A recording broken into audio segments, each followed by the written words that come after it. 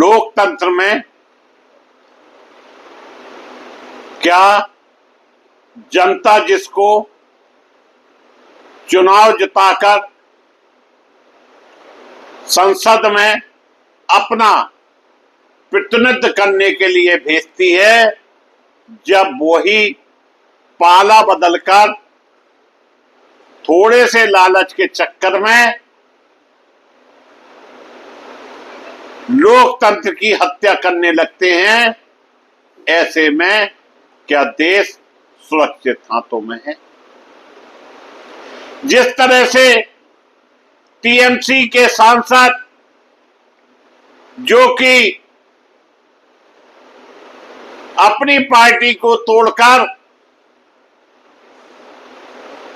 अन्य दल में शामिल होने जा रहे हैं, इस गेम के पीछे भी एक बहुत बड़ा षड्यंत्र कई सालों से चल रहा है। और जिस देश में मोदी और अमित शाह हो, वहां कुछ भी संभव। नमस्कार, मैं मुकेश उदैनिया, आप देख रहे हैं सीधे बोल यूपी।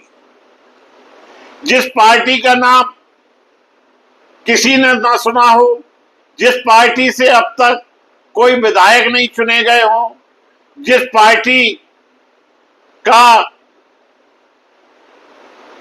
कार्यालय त्रिपुरा में हो और रजिस्ट्रेशन बंगाल, क्या यह एक सोची समझी चाल नहीं? लेकिन राजनीति में सब संभव।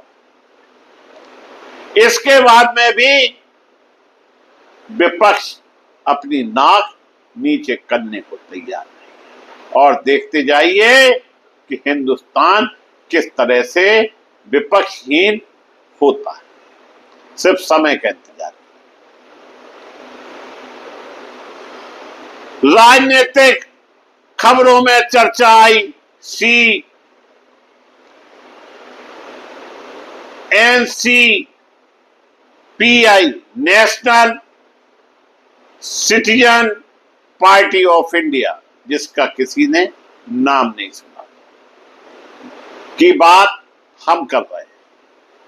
उपलब्ध रिपोर्टों के अनुसार लगभग 20 टीएमसी सांसद, जिन्हें एमपी कहते हैं, इस पार्टी में विलय शामिल होने की घोषणा कर। यानी पश्चिम बंगाल में जिस पार्टी से चुनाव लड़े, जिस पार्टी का दामन थामा, जिस पार्टी को जनता ने विरोध वोट दिया, उसी पार्टी को कैसे तोड़ दिया। लेकिन किसी काम में देर होती है, अंधेर नहीं। यह भी धांधलगिरी ज्यादा दिन तक चलने वाली नहीं है, और यह सब कुछ एक सोची समझी रणनीति के तहत हो रहा है।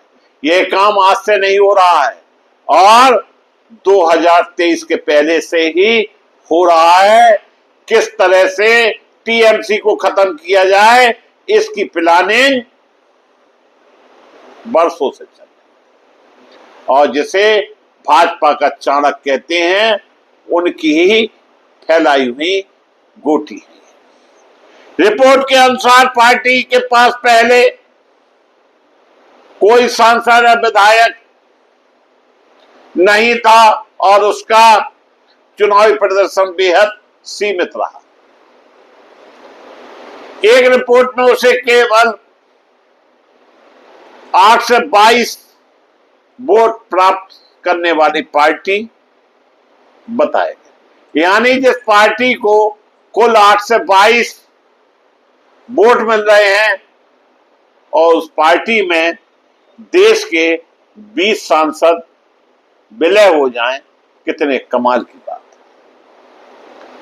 है। एनसीपीआई को त्रिपुरा आधारित पंजीकृत लेकिन गैर मान्यता प्राप्त रजिस्टर अनऑर्गेनाइज्ड राजनीतिक दल बताया गया। हाल की रिपोर्ट में इसका संचालन और नया राजनीतिक केंद्र हावड़ा पश्चिम बंगाल के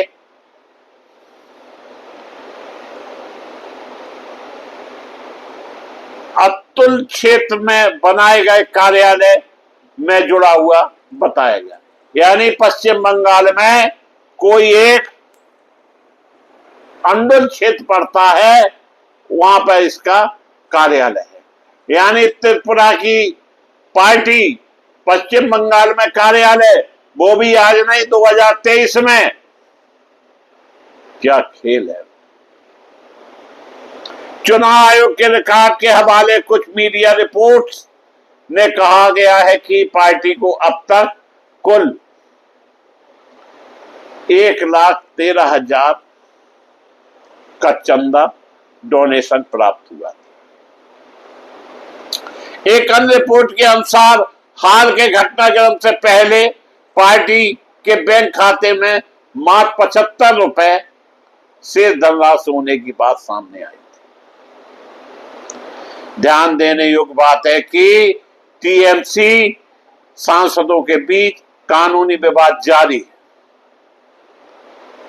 तथा दल बदल कानून के तहत इस घटनाओं की संवैधानिक वैधता पर भी बहस चल रही है। लेकिन दोस्तों, अगर भारतीय जनता पार्टी ने निश्चय कर लिया, चाहे आपकी बहस सुप्रीम कोर्ट में चलती रहे, चाहे दल बदल कानून की बात हो, लेकिन जो खेल भारतीय जनता पार्टी को खेलना है वह खेल के रहे। अब एक आंकड़ा समझिए, भारतीय जनता पार्टी के 240 और सब दल जिसको एनडीए कहते हैं उनकी संख्या 293, 20 टीएमसी के 213, अभी शरद पवार और उद्धव ठाकरे की उसमें भी खींचातानी चल रही है और कुछ सांसद आ जाएंगे। कुल संख्या एनडीए को 363 की चाहिए। बहुमत के लिए नहीं, 363 उन्हें चाहिए। और क्यों चाहिए? कि वो अपने हिसाब से लोकसभा में, राज्यसभा में बिलों को पास कराना। जैसा कि जब पूर्ण बहुमत में भारतीय जनता पार्टी थी तो उन्होंने अपने ढंग से सारे बिल पास करा लिए जो उन्हें उचित लगे। सबसे पहले आइए चुनाव आयुक्त की नियुक्ति। सुप्रीम कोर्ट के आदेश को रद्दी की टोकरी में डाला, 2-1 के बहुमत से अपना चुनाव आयुक्त चुन लिया। अब तुम उखाड़ते रहो, क्या उखाड़ रहे हो, बकते रहो, चुनाव चुरा लिया, ये चुरा लिया, वो चुरा लिया, कोई असर हुआ? सुप्रीम कोर्ट ने किसी तरह का कोई निर्णय दिया? अभी हाल में ही राज्यसभा के चुनाव में सरेआम देख लिया। इससे पहले हरियाणा, महाराष्ट्र, बिहार के चुनाव हुए। क्या हुआ? बिहार का चुनाव जीतते ही देश के प्रधानमंत्री नरेंद्र मोदी ने क्या कहा था? अब पश्चिम बंगाल और आसाम जीतना बाकी है। जो कहा था वो कर दिया।